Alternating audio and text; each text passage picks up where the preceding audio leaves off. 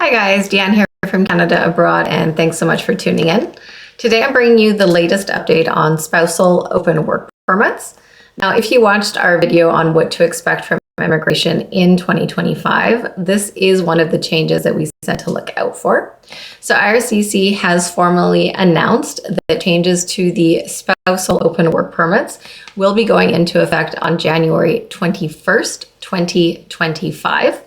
So these changes are going to be for spouses of international students and foreign workers. So we'll start with the spouses of international students. So going forward, as of January 21st, you'll only be eligible for that spousal open work permit if your spouse is in a master's program that is at least 16 months in duration, or a PhD program. If they're in a bachelor or other eligible program, it has to be in a designated field of study. So not every field is going to qualify. If you want to view the full list of the different fields that will qualify, I've provided the link in the description below, so you can just click on that to view the details. Next is the changes for spouses of foreign workers. Here, it is quite a big change. So first of all, your spouse, the main applicant or worker, has to be employed in a tier 0 or 1 occupation. If they're in a tier 2 or 3 occupation, then they have to be working in an approved NOC code for their spouse to be eligible for that open work permit.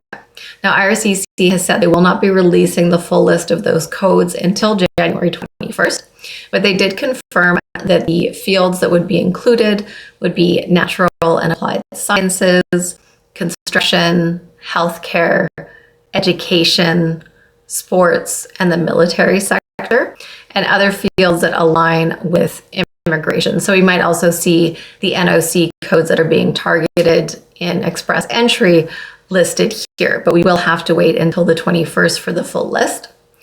And they did state that when the spouse is applying for their spousal open work permit, the main applicant's permit has to be valid for at least 16 months at the time of the spouse's application.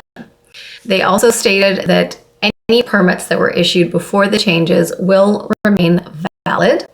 And if you're in a position where you have a spousal open work permit, and let's say you didn't get the full duration, maybe your passport was expiring or other circumstances, you can still apply for that extension as long as it's the validity of your spouse's original work permit.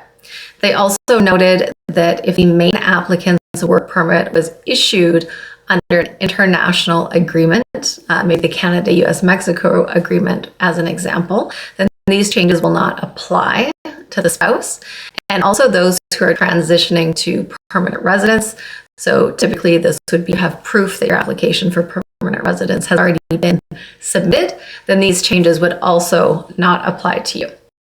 So be sure to tune back on the 21st when we will have the full list of the tier 2 and 3 occupations that will allow spouses to get those spousal open work permits.